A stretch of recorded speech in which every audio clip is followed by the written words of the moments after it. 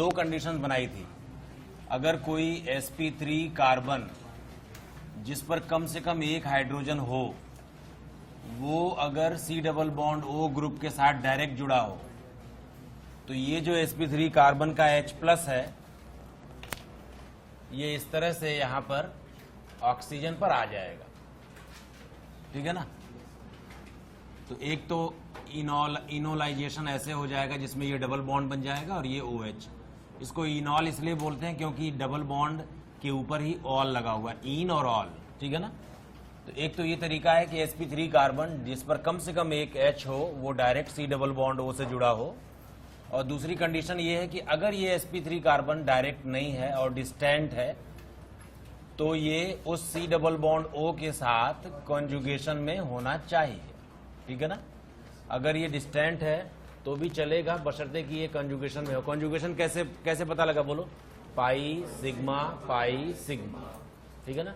अगर इस तरह का कॉन्जुगेशन होगा तो डिस्टेंट H भी निकल के यहां से और OH बना लेगा। ठीक है ना। अच्छा, ये जो फिनोमेनॉन है, ये जो कीटो फॉर्म से इनॉल फॉर्म की ओर जाने के लिए ये जो H प्लस का मूवमेंट है, जिसकी वजह से कीटो और इनॉल बनता है, ये बेसिक मीडियम में भी संभव है और एसिडिक मीडियम में भी संभव है। एक बार फिर से आपको बता दूं कि अगर मान लो हमने बेसिक मीडियम में कोई, यहां पर कुछ ले लेता हूं मैं, यहां पे CH3 ले लेता हूं, राइट। अगर मान लो ये रिएक्शन है, ये कीटो इनॉल टॉटोमेरिज्म हो रहा है। एक बार बता चुका हूं मैं आपको, फिर से बता देता हूं, OH माइनस हो या फिर H प्लस हो, दोनों ही मीडियम्स में ये जो इनोलाइजेबल H है वो यहां आकर इनॉल बना लेता है। कीटो से इनॉल कैसे होती है रिएक्शन इन बेसिक मीडियम? एक बार हम लोग इसको सीख चुके हैं। वैसे in basic medium actually what happens in basic medium, first of all this alpha H और enolizable H is taken away by the base. ये बेस इसको निकाल कर ले जाता है। क्योंकि यहां से H प्लस निकल जाता है तो इस कार्बन पे बचता है एक नेगेटिव चार्ज, ये है कार्बन आयन, और ये स्टेप स्लो है। स्लो है इसलिए ये RDS कहलाता है। What do you mean by RDS? Rate determining step. और इस कार्बन आयन में होता है फिर रेजोनेंस, जिसकी वजह से नेगेटिव चार्ज ऑक्सीजन पे पहुंच जाता है और ये इंटरमीडिएट दो रेजोनेटिंग स्ट्रक्चर्स के बीच में रहता है। ठीक है ना। एक ही इंटरमीडिएट है, दो RS बनी। RS इमेजिनरी होती है, आपको पता है। इस आयन को इनोलेट आयन भी कहते हैं, इनोलेट आयन। और अब ये एक फास्ट स्टेप में H2O से H प्लस लेकर और बना लेता है इनॉल। इस तरह से कीटो और इनॉल फॉर्म एक दूसरे के साथ इक्विलिब्रियम मेंटेन करते हैं थ्रू दिस इंटरमीडिएट। ये बेसिक मीडियम में होता है। बेसिक मीडियम में कार्बेनाइन फॉर्मेशन एक इंपॉर्टेंट फिनोमेनॉन है, स्लो स्टेप में होता है, रेट डिटरमाइनिंग है। इसलिए अगर इसको कार्बेनाइन बनाने के लिए दोनों तरफ से ऑप्शन हो तो जिधर लीस्ट क्राउडेड कार्बन होगा उधर से कार्बेनाइन बनता है। ठीक है ना। अगर यही रिएक्शन एसिडिक मीडियम में होती, अगर ये रिएक्शन एसिडिक मीडियम में होती तो कैसे होती? तो इसमें भी ये वाला H शो कर देता हूं, लेकिन एसिडिक मीडियम में सबसे पहले एसिड बेस रिएक्शन होती है और ये जो एसिड है ये ऑक्सीजन से आकर अटैच हो जाता है और ये प्रोसेस कहलाता है पॉन्ग -m है, इसलिए ये इलेक्ट्रॉन यहां से खींच लेगा। अगर ये इलेक्ट्रॉन खींच लेगा तो इस कार्बन पे इलेक्ट्रॉनों की कमी हो जाएगी, तो ये कार्बन यहां सिग्मा इलेक्ट्रॉन को अपने ऊपर लाके मैनेज करता है। और इस तरह से हमें H प्लस के लॉस से, जो कि एक स्लो स्टेप है, जो कि स्लो है और RDS भी है, इसके थ्रू हमें यहाँ पे एक डबल बॉन्ड मिलता है। तो क्योंकि इसमें एल्कीन का फॉर्मेशन स्लो स्टेप है, इसलिए अगर दोनों ओर से एल्कीन बनाने का ऑप्शन हो, C डबल बॉन्ड C बनाने का ऑप्शन हो, तो जिधर ज्यादा क्राउडिंग होती है उधर से वो C डबल बॉन्ड C बनाता है। बात समझ में आ रही है? जैसे मुझे जरा बताओ, एग्जाम्पल के लिए अगर मान लो हमने ये वाला कीटोन ले लिया, ठीक है, और हम टॉटोमेरिज्म करवा रहे हैं, अगर बेसिक मीडियम में करवाएं और एसिडिक मीडियम में करवाएं तो दोनों ओर क्या एक ही मेजर प्रोडक्ट मिलेगा या दोनों ओर दूसरा अलग अलग मेजर प्रोडक्ट होगा? बताओ, बेसिक मीडियम में ये ईन किधर बनाना पसंद करेगा, लेफ्ट में या राइट में? लेफ्ट में। तो यहाँ ईन बनेगा तो ये इनॉल हो जाएगा ऐसे, ये मेजर होगा, यानी माइनर में दूसरा भी बनेगा, ठीक है ना। और एसिडिक मीडियम में किधर डबल बॉन्ड हो, हाँ, इधर की ओर इनॉल बनाना पसंद करेगा, ये मेजर होगा तो इसका माइनर वाला भी बनेगा साथ। एक क्वेश्चन और आपके लिए, ये है C डबल बॉन्ड O और यहां लगा हुआ है एक Me। आपको बताना है कि बेसिक मीडियम में कौन सा इनॉल बनेगा और एसिडिक मीडियम में कौन सा, या दोनों में सेम होंगे।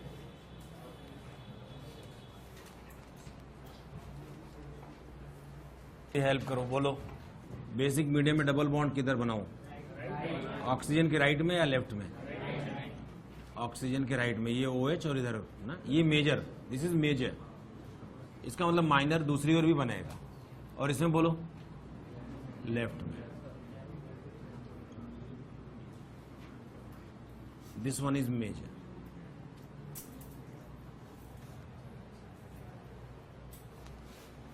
ठीक है ना, समझ में आ रही बात?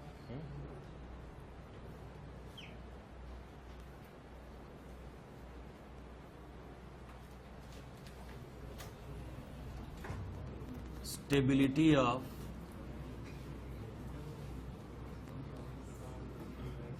इनॉल, सबसे ज्यादा इंपॉर्टेंट पोर्शन यही है, स्टेबिलिटी ऑफ इनॉल।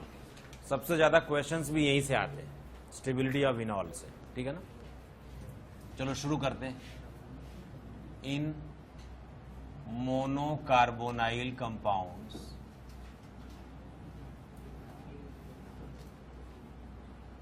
मोनोकार्बोनाइल कंपाउंड किसको बोलेंगे?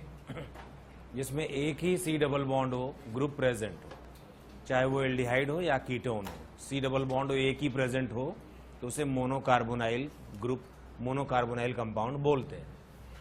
इन ए मोनोकार्बोनाइल कंपाउंड एक्चुअली व्हाट हैपन्स, मान लो हमने ऐसे ले लिया, ये मोनोकार्बोनाइल कंपाउंड है, इसका अगर हम इनॉल बनाएं तो ऐसा बन जाएगा, देख लो, डबल बॉन्ड OH और R, ऐसा इनॉल बन जाएगा, ठीक है ना। बात समझ में आ रही है? मोनोकार्बोनाइल कंपाउंड में इनॉल बहुत ही कम बनता है, ऑलमोस्ट 10⁻⁴%, यानी कीटो फॉर्म करीब करीब 100% होता है, ठीक है। इनॉल का जो स्टेबिलिटी है वो बहुत ही कम है, ठीक है। बात समझ में आई? रीजन क्या है? रीजन इसके दो है। एक तो अगर हम बॉन्ड एनर्जी का डेटा देखें कीटो फॉर्म में और इनॉल फॉर्म में, अगर हम बॉन्ड एनर्जी का डेटा देखें तो C डबल बॉन्ड O, यहां पर C डबल बॉन्ड O है, यहां पर C सिंगल बॉन्ड O है, तो C डबल बॉन्ड O की बॉन्ड एनर्जी बहुत ज्यादा होती है, ठीक है ना। बात समझ में आ रही है? C डबल बॉन्ड O की बॉन्ड एनर्जी बहुत ज्यादा होती है C सिंगल बॉन्ड O और C डबल बॉन्ड C की अपेक्षा। एक तो इसमें बॉन्ड एनर्जी बहुत ज्यादा है। जब किसी मॉलिक्यूल में स्ट्रॉन्ग बॉन्ड्स होते हैं, जब किसी मॉलिक्यूल में स्ट्रॉन्ग बॉन्ड्स होते हैं तो उस मॉलिक्यूल की थर्मोडायनेमिक स्टेबिलिटी बहुत ज्यादा होती है। Molecule with strong bonds has thermodynamic stability and that is the reason keto form is highly stable, and that's why keto form in case of monocarbonyl compounds is almost 100% in quantity। बात समझ में? और उसके अलावा एक और बात है, उसके अलावा एक और बात है कि कीटो फॉर्म में रेजोनेंस हो रहा है। इस तरह के इस ग्रुप में इस तरह की एक रेजोनेंस स्टेबिलिटी आप देखें इधर की ओर, ऐसी एक रेजोनेंस स्टेबिलिटी भी है, ठीक है ना। तो ये कीटो फॉर्म रेजो स्टेबल भी होता है, और साथ में कीटो फॉर्म में जो C डबल बॉन्ड O है उसकी बॉन्ड एनर्जी बहुत ज्यादा होती है C सिंगल बॉन्ड O या C डबल बॉन्ड C की अपेक्षा। ओवरऑल कीटो फॉर्म की बॉन्ड एनर्जी इनॉल फॉर्म की बॉन्ड एनर्जी से बहुत ज्यादा होती है, and the molecule with stronger bonds have thermodynamic stability, and that is the reason keto form is very stable and it is present almost 100% in proportion. Understand? बात समझ में आई? तो ध्यान रखेंगे मोनोकार्बोनाइल कंपाउंड्स में कीटो फॉर्म बहुत ज्यादा होता है। ठीक है, ये जरूर है कि अगर ये साइक्लिक होता, मिटा देता हूं इसको, नॉन होता, ये भी एक मोनोकार्बोनाइल कंपाउंड है। इस मोनोकार्बोनाइल कंपाउंड में इसका कीटो फॉर्म थोड़ा ज्यादा स्टेबल है, इसका enol form, I am sorry, मतलब as compare to the open chain it is almost 1.2%. Although here also keto form is very dominant, but its enol is little more in percentage as compared to the enol of open chain. ठीक है ना? इसका reason क्या है? Rotation है ना, ये free rotation allowed है। ठीक है ना, ये फ्री रोटेशन हो सकता है, इसमें rotation is free, that means allowed, तो इसकी एंट्रोपी ज्यादा होगी। ठीक है, जो सिस्टम जितना ज्यादा रैंडम होता है उसकी एंट्रोपी उतनी ही ज्यादा होती है, और जिस सिस्टम की एंट्रोपी ज्यादा होती है उसकी स्टेबिलिटी भी ज्यादा होती है। ठीक है ना, इसको गैरोज एंट्रोपी भी बोलते हैं, गैरोज एंट्रोपी। ठीक है ना, ओपन चेन में क्या होता है? अगर एक ओपन चेन कंपाउंड ले लो, मान लो हमने ओपन चेन कंपाउंड ले लिया, इसका इनॉल बनवाया, और जब भी अब हम रोटेशन करेंगे तो हिंड्रेंस होगी, क्यों? यहां पर भी कार्बन है ना, ओपन चेन तो 109 डिग्री पे मेंटेन हो जाएगा। ठीक है ना, तो यहां पर रोटेशन इज इनहिबिटेड।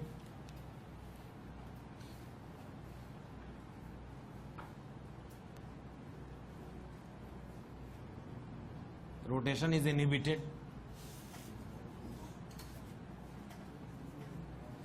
ठीक है ना, अगर रोटेशन इनहिबिट होगा तो एंट्रोपी कम हो जाएगी।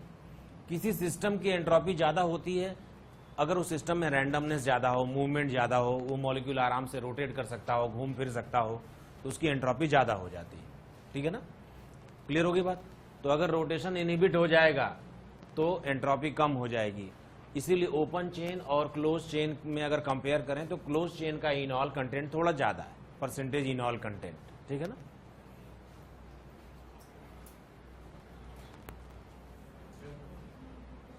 डाउन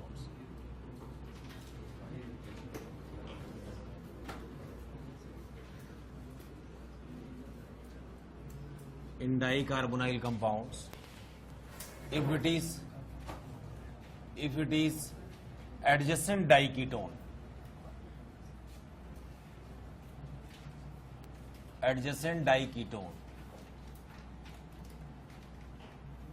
अगर ये एडजेसेंट डाइकीटोन हो, ऐसा मतलब कि 1,2 डाइकीटोन, तो 1,2 डाइकीटोन में यहां पर इलेक्ट्रॉन, ये लोन पेयर रिपल्शन होता है। ठीक है ना, लोन पेयर रिपल्शन। लेकिन इसी रिपल्शन को अवॉइड करने के लिए ये क्या करता है, जो ओपन चेन डाइकीटोन है एडजेसेंट 1,2 डाइकीटोन, ये रोटेट हो जाता है, और रोटेशन अलाउड है because carbon is bonded through a single bond, तो रोटेशन अलाउड है। अब इसमें रिपल्शन नहीं होता। ठीक है ना, नो रिपल्शन।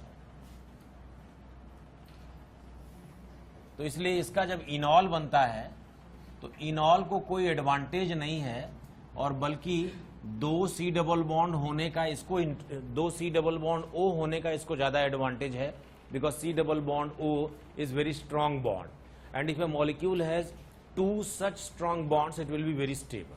ठीक है ना, तो ये करीब 0% होता है और ये करीब 100% होता है। तो in adjacent diketone you know, keto form is 100% in case of open chain, but in case of cyclic chain, but in case of cyclic compound, you know, the lone pair repulsion is very high and even rotation is not allowed. क्यों? इस बार तो rotation locked है ना, ये loan pair repulsion हो रहा है और रोटेशन भी लॉक्ड है।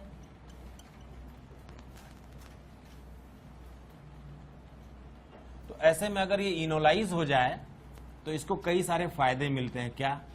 अगर ये इनोलाइज हो जाता है तो एक तो ये इनॉल बनाने की वजह से OH ग्रुप आ जाएगा, तो यहाँ हाइड्रोजन बॉन्डिंग की स्टेबिलिटी मिल जाएगी, इंट्रामोलिक्यूलर हाइड्रोजन बॉन्डिंग की स्टेबिलिटी मिल जाएगी, ठीक है ना, intramolecular H bonding and that's, और लोन पेयर रिपल्शन का प्रॉब्लम भी खत्म हो जाएगा, ठीक है ना, and that's why it is very stable and that's the reason in case of adjacent diketone cyclic the enol form is almost 100% and keto form remains almost 0%। अच्छा, कितना परसेंट है ये नहीं पूछा जाता, लेकिन कौन, जैसे उन्होंने पूछ लिया ये इनॉल ज्यादा होगा या ये इनॉल ज्यादा होगा, परसेंटेज इनॉल किसका ज्यादा होगा, तो अपने को बताना है कि भाई ये ज्यादा हो जाए, ठीक है ना। क्लियर है? बात समझ में आ रही है? तो अगर एडजेसेंट डाइकीटोन हो तो ओपन चेन का कीटो फॉर्म 0%, ओपन चेन का कीटो फॉर्म 100% और इनॉल फॉर्म 0%, लेकिन साइक्लिक चेन हो जिसमें कार्बन का नंबर कम ही हो, रिंग की साइज जो है वो C4, C5, C6 ऐसे ही हो, बहुत बड़ी रिंग होगी तो वो रोटेट करके अपोजिट साइड जाके और सेटिंग कर लेगा, ठीक है ना। बात समझ में आ रही है? यहाँ रोटेशन अलाउड नहीं है, तभी तो ये इनॉल बनाने के लिए जा रहा है ताकि उसको स्टेबिलिटी मिल जाए, and rotation is not allowed because ring size is very small. In case when the ring size is very large, then it can rotate little bit। बात समझ में आई? तो रिंग साइज छोटी हो, एडजेसेंट डाइकीटोन 0% और इसका enol form 100%। समझ में आ गई बात? नोट करो, ठीक है ना। अगर ये 1,3 डाइकीटोन हो जाए, 1,3 डाइकीटोन का मतलब अगर एक कीटो ग्रुप 1 पर है तो दूसरा कीटो ग्रुप अल्टरनेट पोजीशन पर है, ठीक है ना। इस तरह का कोई डाइकीटोन हो जाए, मान लो अल्टरनेट, ठीक है ना। अगर इसका इनॉल बनाएंगे और H इधर ले आएंगे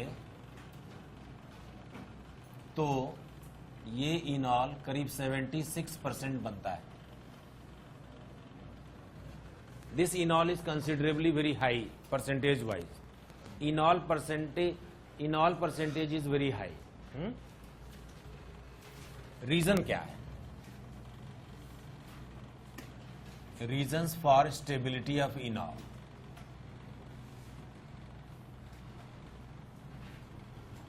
इनॉल की स्टेबिलिटी के 3 रीजन्स हैं। एक रीजन ये है कि इंट्रामोलिकुलर हाइड्रोजन बॉन्डिंग होती है,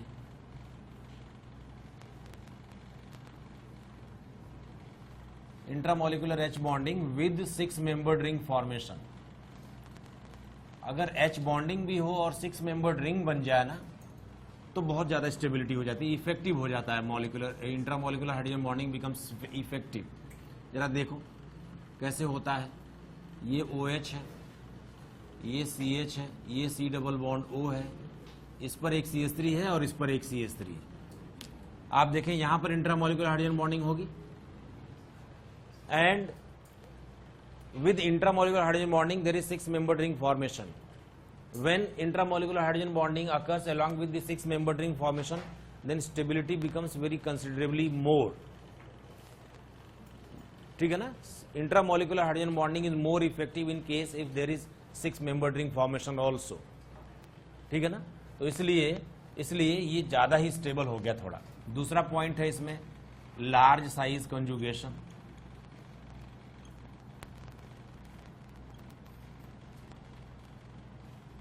आप देखें कंजुगेशन कहां से लेके कहां तक है।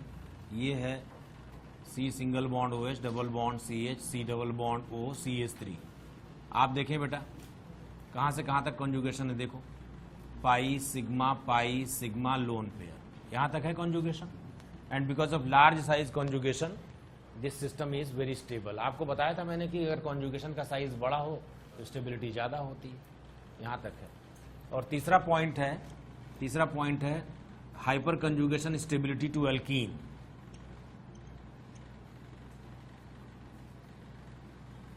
Hyperconjugation stability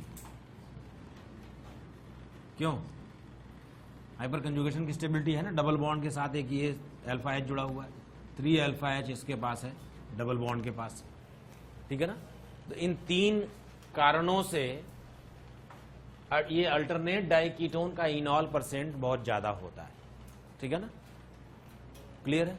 alternate diketone का, जैसे हमने देखा एडजेसेंट डाइकीटोन का इनॉल करीब करीब 0% होता है ओपन चेन में, लेकिन अल्टरनेट डाइकीटोन हो यानी 2 कीटोनिक ग्रुप हो और उसके बीच में एक और कार्बन आए, तो आपको पता है SSCH2 ग्रुप को हम बोलते हैं AMG। क्यों? What is the full form of AMG? Active methylene group. Active methylene group कब होता है, किसको एक्टिव मिथाइलिन ग्रुप बोलते हैं? SSCH2 को जिसके दोनों ओर -M ग्रुप प्रेजेंट हो, ठीक है ना। और SSCH2 से H+ बड़ी आसानी से निकल जाता है बेसिक मीडियम में, क्यों? क्योंकि उस पर बना हुआ नेगेटिव चार्ज बहुत स्टेबल होता है। नोट करो, अगर इसमें बेंजीन रिंग लगाओ, आप देखो बेटा, अगर इसमें बेंजीन रिंग लगा हो तो ये जो डबल बॉन्ड है ना, इस डबल बॉन्ड को रिंग का एक्सटेंडेड कॉन्जुगेशन भी मिलता है और इसीलिए ये करीब करीब 96% हो जाता है, ठीक है ना, ये एक्सटेंडेड कॉन्जुगेशन।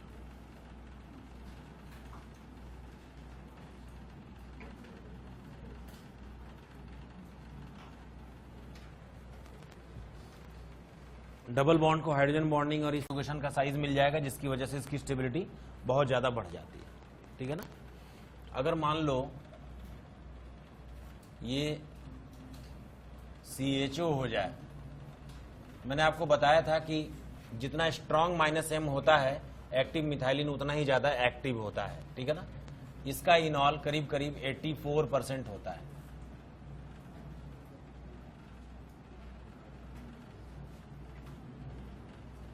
ये करीब 84% होता है, because -M is very strong, -M बहुत ज्यादा स्ट्रॉन्ग है, इसलिए ये 84% होता है।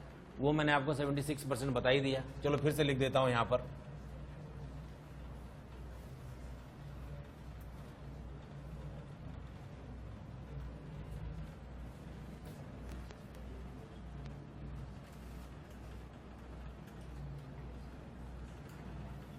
ये करीब 76% होता है। ये परसेंटेज याद रखने की जरूरत नहीं है, लेकिन आपको ये तो जरूर मालूम होना चाहिए कि किसमें इनॉल ज्यादा है और किसमें इनॉल कम है, क्योंकि वो बोलते हैं कि arrange in the order of increasing order या decreasing order of percentage enol content, ठीक है ना, उस हिसाब से क्वेश्चंस आते हैं। अगर मान लो हमने किसी एक साइड में एस्टर ले लिया, एस्टर, तो एस्टर की वजह से -M ग्रुप बहुत, this ester is very very very weak -M group, and that's why when there is enol content will be very low, it is 7 to 8%, ठीक है ना, 7% के आसपास इनॉल बनता है। एक तरफ एस्टर हो जाए और तो ऐसे एक्टिव मिथाइलिन ग्रुप की एक्टिविटी बहुत कम हो जाती है, क्योंकि इस तरफ का जो -M ग्रुप है वो बहुत वीक है, and because the -M group is very weak, active methylene group becomes very less active, less acidic, and H+ removal becomes slow, ठीक है ना, बात समझ में आई। एक और प्रॉब्लम है, देखो, चलो यहां बताता हूं, बातचीत नहीं करो। CH3, यहां पर अगर एक CH3 लगा दें तो एक्टिव मिथाइलिन ग्रुप की एक्टिविटी थोड़ी कम हो जाएगी, क्योंकि जब ये नेगेटिव चार्ज आएगा तो CH3 का प्लस आई इसको अनस्टेबल कर रहा होगा, ठीक है ना, और उसी वजह से इनॉल परसेंटेज भी थोड़ा सा कम हो जाना चाहिए, लेकिन ये इनॉल परसेंट थोड़ा ज्यादा ही कम हो जाता है। इसको यहां लिख देता हूं CH3 को, प्लीज अलाउ मी, ठीक है ना, लेकिन ये जो है ना, ये इनॉल परसेंट थोड़ा ज्यादा ही कम हो जाता है और ये 44% रह जाता है।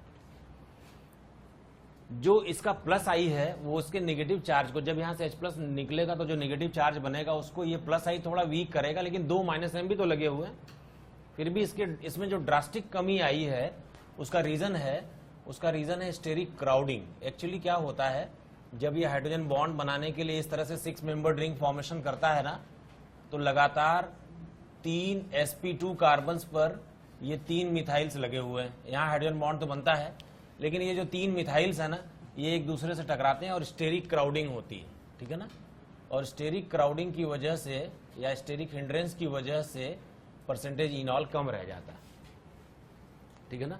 तो ये थोड़ा लेस स्टेबल होता है। हाइड्रोजन बॉन्डिंग की वजह से जो स्टेबिलिटी और जो एडवांटेज इसको मिलना चाहिए था उसमें थोड़ी कमी आ जाती है बिकॉज ऑफ स्टेरिक क्राउडिंग, ठीक है ना।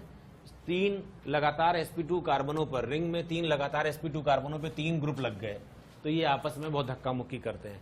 लेकिन स्टेरिक क्राउडिंग की जो सबसे ज्यादा इंतहा है वो ये है, मतलब जबरदस्त स्टेरिक क्राउडिंग, बिल्कुल क्लैश।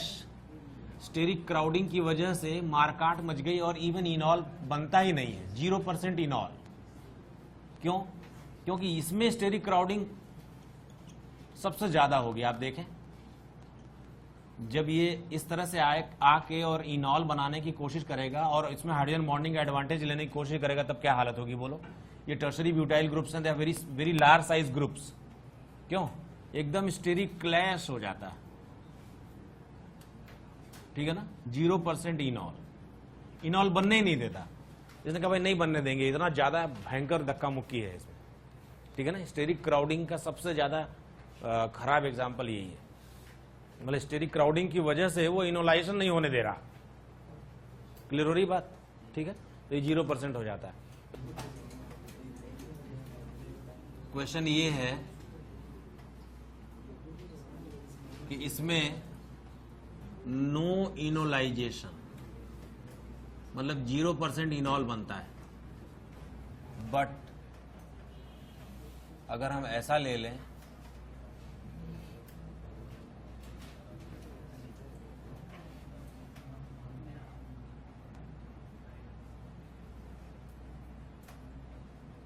तो इसमें 100% इनॉल बनता है। Question is why. ऐसा क्यों होता है कि ऊपर वाले केस में इनॉल बनता ही नहीं और नीचे वाले केस में 100% बनता है? तो एक एक करके देखते हैं, ठीक है ना। आंसर, ये आंसर है जो मैं लिख रहा हूं अब, in case if you didn't notice. इसमें कितने इनोलाइजेबल एच हैं बता दो जरा, बोर्ड की ओर देखो। How many enolisable H this compound has? 2। यहां पर ना एक शो कर रहा हूं, एक और है, ठीक है ना। तो जब ये इनॉल बनाएगा तो कैसा हो जाएगा बोलो, डबल बॉन्ड इधर और H+ उधर। तो अगर ये इनॉल बनाता है तो क्या खास बात हो जाएगी जिसकी वजह से इसे नहीं बनना चाहिए? जरा चेक करके बताओ। ये एंटी एरोमेटिक हो गया, वेरी गुड। और ये एंटी एरोमेटिक है तो हाईली अनस्टेबल होगा and that's why it should not be form. Anti aromatic compounds you know are not form generally, तो 0% हो जाएगा ये। लेकिन जरा इसको ध्यान से देखो, इसमें भी 2 इनोलाइजेबल एच हैं, इसमें से एक को शो कर रहा हूं मैं। अगर ये इस तरह से इनोलाइजेशन कर ले तो जरा ध्यान से देखो और बताओ क्या ऐसी खास बात होगी कि इसे 100% होना चाहिए, यानी ये बहुत स्टेबल होगा, क्योंकि इसमें एरोमेटिसिटी आ जाएगी। कैसे आ जाएगी भाई? ये जो बॉन्ड्स हैं अगर ये इधर की ओर ब्रेक कर जाएंगे तो इसका एक ऐसा रेजोनेटिंग स्ट्रक्चर बनेगा जो एरोमेटिक होगा। क्यों? ये O- के साथ ये प्लस हो जाएगा और ये O- के साथ ये प्लस हो जाएगा, और तब ये जो रिंग है ये एरोमेटिक होगी। This ring will be aromatic and that is the reason it is 100%, ठीक है ना।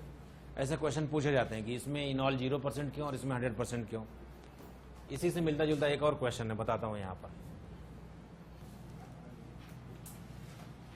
इसका इनोलाइजेशन 0%, वाई? यही तो है ना। अगर इसका इनोलाइजेशन हो जाता है तो कैसे होगा, क्या बनेगा बोलो? क्या ये भी एंटी एरोमेटिक हो जाएगा? तो इसलिए ये बनना नहीं चाहता।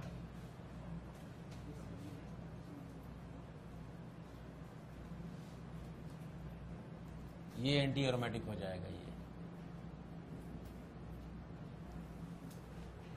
ठीक है ना। तो ये नहीं बनेगा, तो इसका 1% इनॉल जो है वो 0% हो जाएगा, ठीक है। इसके लिए क्या कहते हो?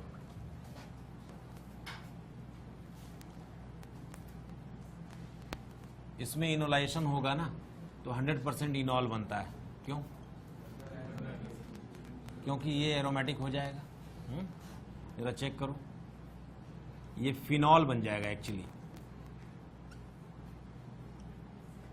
और इसमें जब ये H+ इधर ऑक्सीजन पे जाएगा तो एक्चुअली ये फिनॉल होगा और एरोमेटिक होगा।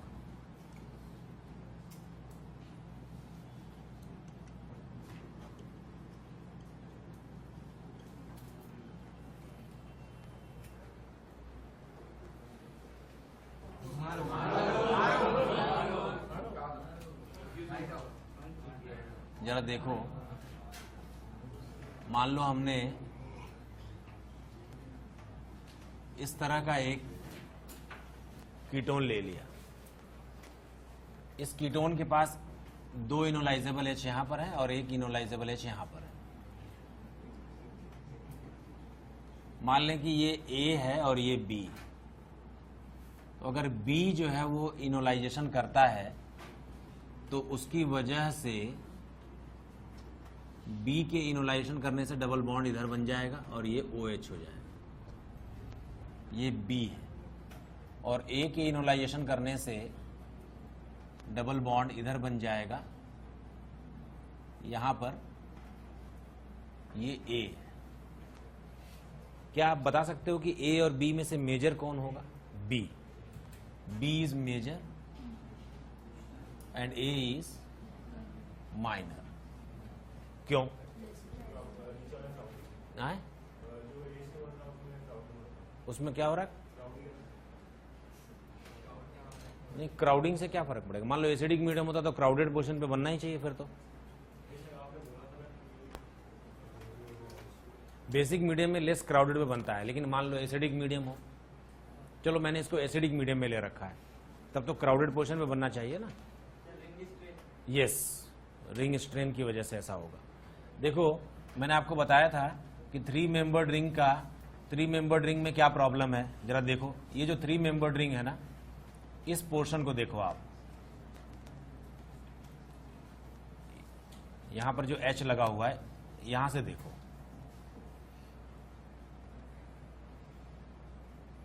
इसमें ये कार्बन sp3 है और रिक्वायर्ड एंगल होना चाहिए 109 डिग्री, लेकिन एक्चुअल एंगल है 60 डिग्री। एंगल स्ट्रेन इसमें हो रहा है। अब मान लो आपने इसका टॉटोमेरिज्म कर दिया। टॉटोमेरिज्म करने के बाद ये बन गया डबल बॉन्ड, ठीक है ना। अब आप इस पोर्शन को देखो फिर से, अब की बार क्या है भाई बोलो? अब हो गया ये sp2। अब एंगल स्ट्रेन की स्थिति क्या है? रिक्वायर्ड एंगल 120 डिग्री है, जबकि एक्चुअल एंगल अभी भी 60 डिग्री है। तो एंगल स्ट्रेन बढ़ गया कि नहीं? मैंने आपको एक बार बताया था कि 3 मेंबर्ड रिंग कभी भी डबल बॉन्ड बनाना नहीं चाहती। क्यों? क्योंकि 3 मेंबर्ड रिंग में वैसे ही एंगल स्ट्रेन है और डबल बॉन्ड बन गया, कोई भी मेंबर उसका sp2 हो गया तो उसका एंगल स्ट्रेन बढ़ जाएगा। एंगल स्ट्रेन बढ़ जाएगा तो स्टेबिलिटी कम हो जाएगी। तो actually angle strain is increasing, so it is less stable. ठीक है ना। एंगल स्ट्रेन कम होने की वजह से स्टेबिलिटी ज्यादा होती है, और कोई भी रिएक्शन, कोई भी प्रोसेस उस डायरेक्शन में जाना पसंद नहीं करता जिधर एंगल स्ट्रेन बढ़ रहा हो, क्योंकि एंगल स्ट्रेन बढ़ने से उसमें स्टेबिलिटी कम हो जाएगी। ठीक है।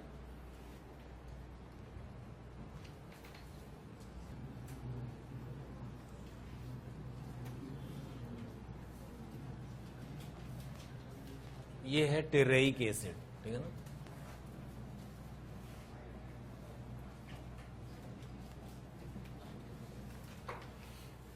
यहां पर एक H यहां है और एक H यहां पर, ठीक है ना। 2 H है। Let it be HA and it be HB। बताओ मेजर कौन सा होगा? इसमें लोन पेयर रिपल्शन भी है। क्यों? लोन पेयर रिपल्शन भी है, तो रिपल्शन से बचने के लिए इसको इनॉल बनाना चाहिए। क्यों बेटा? लेकिन अगर ये इस तरह का इनॉल बनाता है, यहां से अगर ये इनॉल बनाता है तो इसको इंट्रामोलिकुलर हाइड्रोजन बॉन्डिंग भी मिलेगी, लोन पेयर रिपल्शन से इसको राहत भी मिलेगी। साथ में इनॉल को 3 अल्फा H का हाइपर कंजुगेशन स्टेबिलिटी भी मिलेगा, और उसके अलावा यहाँ जो डबल बॉन्ड बनाने से एंगल स्ट्रेन हो जाता है उससे भी राहत मिल जाएगी, ठीक है ना। तो ये मेजर इनॉल होगा, लेकिन एक माइनर इनॉल भी बन सकता है। ये क्वेश्चन पूछा जाता है कि कौन सा माइनर है और कौन सा मेजर है और क्यों, ये भी पूछा जाता है। देखो, क्योंकि हाइड्रोजन बॉन्डिंग तो तब भी हो सकती थी इधर से भी, ठीक है ना, बात समझ में आ रही है। लेकिन यहां जो डबल बॉन्ड बना है इसने एंगल स्ट्रेन बढ़ा दिया, तो इसलिए ये माइनर इनॉल। तो कौन सा हाइड्रोजन मेजर इनॉल के लिए इन्वॉल्व है? B.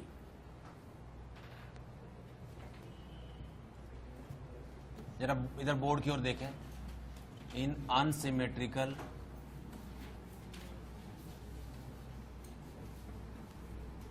Alpha hydroxy ketone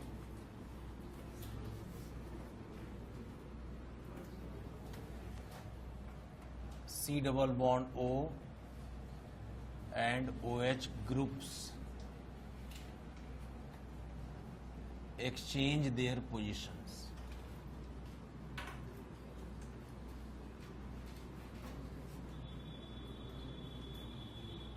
example के लिए मान लो हमने इस तरह का कोई अल्फा हाइड्रोक्सी कीटोन ले लिया और यहां पर C14 ले लेता हूं। ये कार्बन C14 है, या चलो इस कार्बन को C14 ले लेता हूं ताकि इन दोनों टर्मिनल्स पे डिस्टिंग्विश हो जाए। हमें पता लग गया कि दोनों ओर स्थितियां अलग अलग हैं, एक जैसी नहीं है। This carbon is C14 and this carbon is normal C12, ठीक है ना। अगर हम इसे बेसिक मीडियम में या एसिडिक मीडियम में रख देना तो ये क्या करता है, अपनी पोजीशन बदलता है। OH और C डबल बॉन्ड हो अपनी पोजीशंस बदल लेते हैं। अगर ये C14 ना होता तो हमें पता ना चलता कि ऐसा हो रहा है। मान लो दोनों ओर सेम सिचुएशन होती, इधर भी सिंपल CH3 होता तो हमें पता ना चलता कि ये पोजीशन बदल रहे हैं। लेकिन अब पता लग गया कि ऐसा भी हो रहा है। कैसे हो रहा होगा भाई, आप मुझे बताओ। क्या ये H इनोलाइजेबल H है? आए? तो अगर इनॉल बनेगा तो ये इधर आ जाएगा। तो क्या ये इस तरह का एक इनॉल बना लेगा ऐसा? क्यों? ऐसा एक इनॉल बन जाएगा। और अगर ये H वापस गया तो फिर से ये वैसा कीटो बन जाएगा।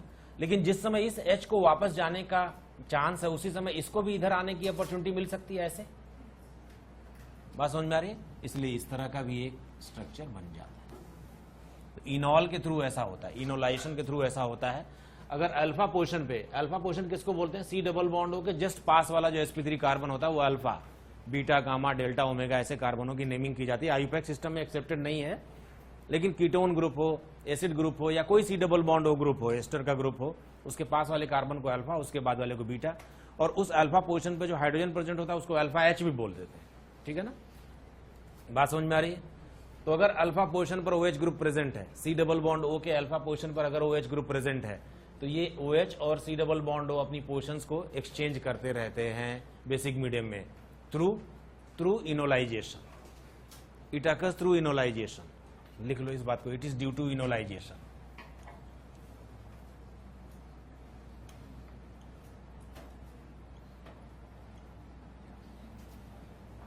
It is due to enolisation.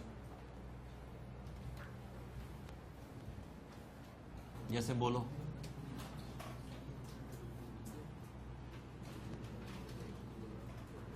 क्या ये बेसिक मीडियम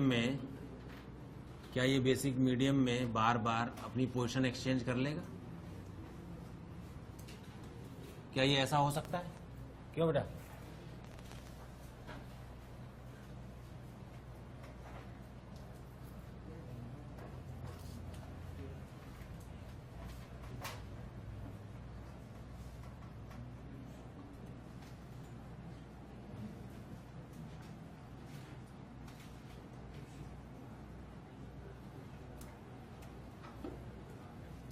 ये ऐसा हो सकता है, ठीक है ना।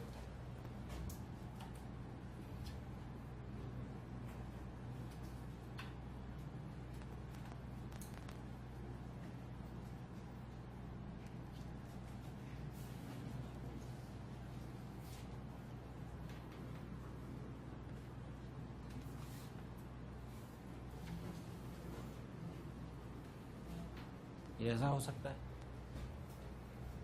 ठीक है ना। अनसिमेट्रिकल होना चाहिए, यानी दोनों और जो एंड्स हैं वो डिफरेंट होना चाहिए, तभी ये ऑब्जर्व होगा। जरा बोर्ड की ओर देखकर एक चीज जरा मुझे बताओ, अगर मान लो ये एक ऐसा अल्फा हाइड्रोक्सी कीटोन है जिसका अल्फा पोजीशन टर्मिनल भी है, मैं बताना चाहता हूं कि ये एक ऐसा अल्फा हाइड्रोक्सी कीटोन है जिसका अल्फा पोजीशन ही, अल्फा कार्बन ही टर्मिनल कार्बन है, यानी इसके बाद कोई कार्बन नहीं है, तो क्या ये एक ऐसा अल्फा हाइड्रोक्सी कीटोन है जो कि बेसिक मीडियम में रखने पर टॉटोमेरिज्म के थ्रू या इनोलाइजेशन के थ्रू एक एल्डिहाइड में कन्वर्ट हो सकता है? क्यों? क्या अब ये एक एल्डिहाइड में कन्वर्ट हो सकता है? ठीक है ना। तो ये एक ऐसा अल्फा हाइड्रोक्सी कीटोन है। मैंने आपको एक बार बताया था कि ketones Tollens test, Fehling's test नहीं करते। क्यों? एल्डिहाइड के टेस्ट कौन कौन से बताया मैंने? टॉलेंस टेस्ट, फेलिंग टेस्ट या बेनेडिक्ट टेस्ट बताया है मैंने, ठीक है ना। कीटोन्स वो टेस्ट नहीं देते, लेकिन ये ऐसे कीटोन्स हैं जो एल्डिहाइड वाले टेस्ट भी दे देंगे। क्यों? क्योंकि वो टेस्ट सारे बेसिक मीडियम में होते हैं और बेसिक मीडियम में इसका एल्डिहाइडिक फॉर्म भी प्रेजेंट होगा ड्यू टू इनोलाइजेशन। बात समझ में आई? क्लियर होगी बात? तो ये एक अल्फा हाइड्रोक्सी कीटोन है and gives positive Tollens test. It gives positive Tollens test, ठीक है ना। Although it is a ketone but it gives positive tolerance test of aldehyde. What is the reason? Reason is that in basic medium, due to tautomerism or due to enolization, it goes in aldehydic form. So its aldehydic form is also present along with this in equilibrium, and due to presence of that aldehyde, tolerance test will be there. I mean there will be a black precipitate. ठीक है ना? Clear होगी बात? इससे भी ज्यादा important एक question होता है, वो मैं कराने जा रहा हूं, आप नोट कर लें पहले इसे।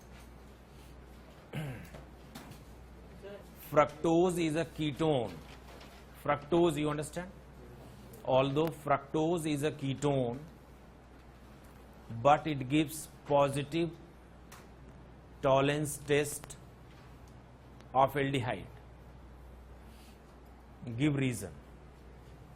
I repeat, although fructose is a ketone, but it gives positive tolerance test of aldehyde. Give reason. मैं आपको बताना चाहता हूं कि फ्रक्टोज की ये स्ट्रक्चर होती है।